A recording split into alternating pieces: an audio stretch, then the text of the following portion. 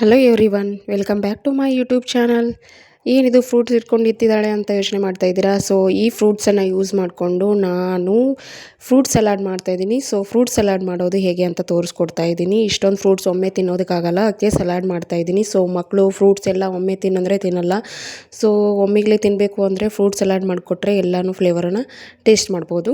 So ನಾನಿವಾಗ fruit salad ಮಾಡೋದಕ್ಕೆ ನಮ್ಮ ಮನೇಲಿ ಯಾವ್ಯಾವ ಅವೈಲೇಬಲ್ ಇದೆ ಅಂದರೆ ಬನಾನಾ, ಪೇರು, ಆ್ಯಪಲ್, ಪೊಮೊಗ್ರನೇಟ್ ಇದನ್ನು ಯೂಸ್ ಮಾಡಿಕೊಂಡು ನಾನು ಫ್ರೂಟ್ ಸಲಾಡ್ ಮಾಡ್ತಾಯಿದ್ದೀನಿ. ಸೊ ಬನಾನಾನ ನಾನು ಏಲಕ್ಕಿ ಬನಾನಾನ ತೊಗೊಂಡಿದ್ದೀನಿ. ಸೊ ನಿಮ್ಮ ಮನೇಲಿ ಯಾವುದಿದೆಯೋ ಅದನ್ನು ಕೂಡ ಯೂಸ್ ಮಾಡ್ಕೊಳ್ಳಿ. ಜಾಸ್ತಿ ಫ್ರೂಟ್ಸ್ ಬೇಕಾದ್ರೆ ಜಾಸ್ತಿ ಫ್ರೂಟ್ಸನ್ನು ಹಾಕ್ಕೊಂಡು ಯೂಸ್ ಮಾಡ್ಕೋಬೋದು.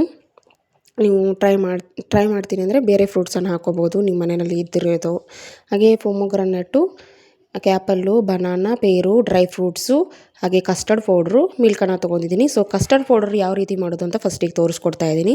ಸೊ ಒಂದು ಮಿಕ್ಸಿ ಜಾರ್ಗೆ ಇವಾಗ ನಾನು ಕಸ್ಟರ್ಡ್ ಪೌಡರ್ ಯಾವ ರೀತಿ ಮನೆಯಲ್ಲಿ ಯೂಸ್ ಮಾಡೋದು ಮಾಡಿಕೊಂಡು ಯಾವ ರೀತಿನ ಫ್ರೂಟ್ ಸಲಾಡ್ ಮಾಡೋದು ಅಂತ ತೋರಿಸ್ಕೊಡ್ತಾ ಇದ್ದೀನಿ. 1 ಕಪ್ ಶುಗರ್ನ ಹಾಕ್ಕೋತಾ ಇದ್ದೀನಿ. ಇದನ್ನು ಮಿಕ್ಸಿ ಮಾಡ್ಕೊಂಬರಬೇಕು.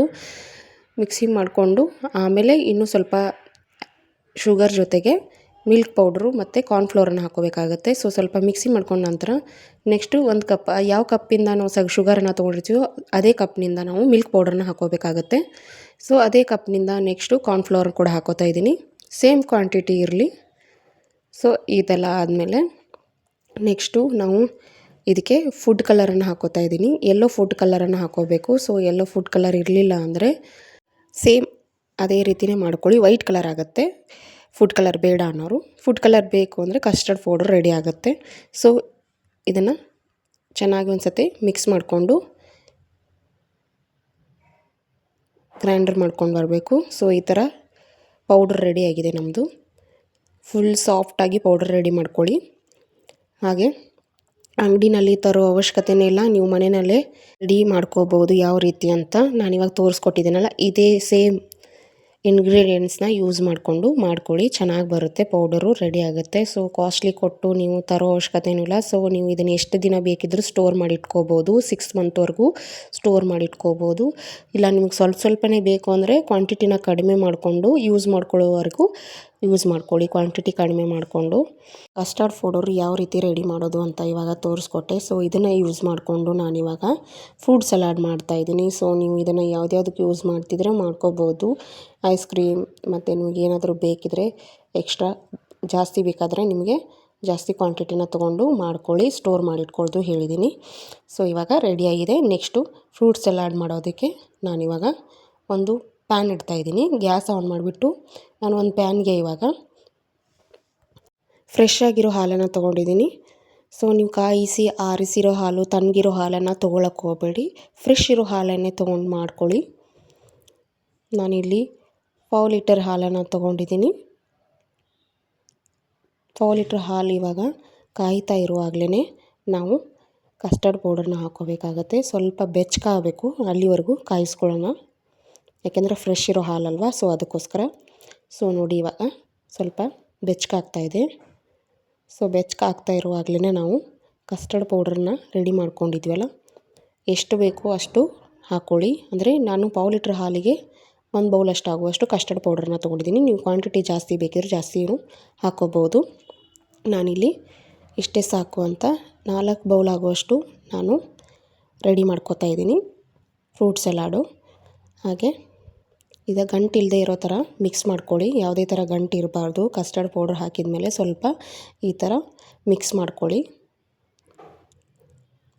ಈ ಥರ ಮಿಕ್ಸ್ ಮಾಡ್ಕೊಂಡ ನಂತರ ಶುಗರನ್ನು ಹಾಕ್ಕೋತಾ ಇದ್ದೀನಿ. 1 ದೊಡ್ಡ ಟೇಬಲ್ ಸ್ಪೂನಿಂದ 1 ಟೇಬಲ್ ಸ್ಪೂನ್ ಶುಗರನ್ನು ಹಾಕ್ಕೋತಾ ಇದ್ದೀನಿ. ನಿಮಗೆ ಸಕ್ಕರೆ ಬೇಕಿದ್ರೆ, ಸ್ವೀಟ್ ಫ್ಲೇವರ್ ಜಾಸ್ತಿ ಬೇಕಿದ್ರೆ ಇನ್ನೂ ಸ್ವಲ್ಪ ಆ್ಯಡ್ ಮಾಡ್ಕೊಳ್ಳಿ. ಇಲ್ಲ ನಮಗೆ ಬೇಡ ಅನ್ನೋರಿದ್ರೆ ನೀವು ಸ್ಕಿಪ್ ಕೂಡ ಮಾಡ್ಕೊಳ್ಳಿ, ಅದೇ ಥರ ಮಾಡ್ಕೋಬೋದು. ಕಸ್ಟರ್ಡ್ ಪೌಡರಲ್ಲಿ ನೀವು ಸಕ್ಕರೆ ಹಾಕ್ಕೊಂಡಿರ್ತೀರಲ್ಲ, ಸೊ ಅದಕ್ಕೋಸ್ಕರ ನೀವು ಸ್ಕಿಪ್ ಮಾಡಿಕೊಂಡ್ರೂ ನಡೆಯುತ್ತೆ. ಸೊ ಈ ಥರ ಚೆನ್ನಾಗಿ ಮಿಕ್ಸ್ ಮಾಡ್ಕೊಳ್ಳೋಣ. ಮಿಕ್ಸ್ ಮಾಡಿಕೊಂಡು ಗ್ಯಾಸ್ ಆಫ್ ಮಾಡಿಬಿಟ್ಟು ಇದನ್ನು ತಣ್ಣಗಾಗಿ ಹಾಕ್ಬಿಡಬೇಕು. ಸೊ ಇವಾಗ ತಣ್ಣಗಾದ ನಂತರ ನಮ್ಮದು ಹಾಲು ಸ್ವಲ್ಪ ಗಟ್ಟಿಯಾಗಿದೆ ನೋಡಿ, ಕಸ್ಟರ್ಡ್ ಪೌಡರ್ ಹಾಕಿರ್ತೀವಲ್ಲ, ಸೊ ಅದಕ್ಕೋಸ್ಕರ ಗಟ್ಟಿ ಆಗುತ್ತೆ ಇದು. ಸೊ ಇವಾಗ ತಣ್ಣಗಾಗಕ್ಕೆ ಬಿಟ್ಟಿದ್ದೀನಿ. ಒಂದು 15-20 ನಿಮಿಷ ಇಟ್ಟರೆ ತಣ್ಣಗಾಗುತ್ತೆ.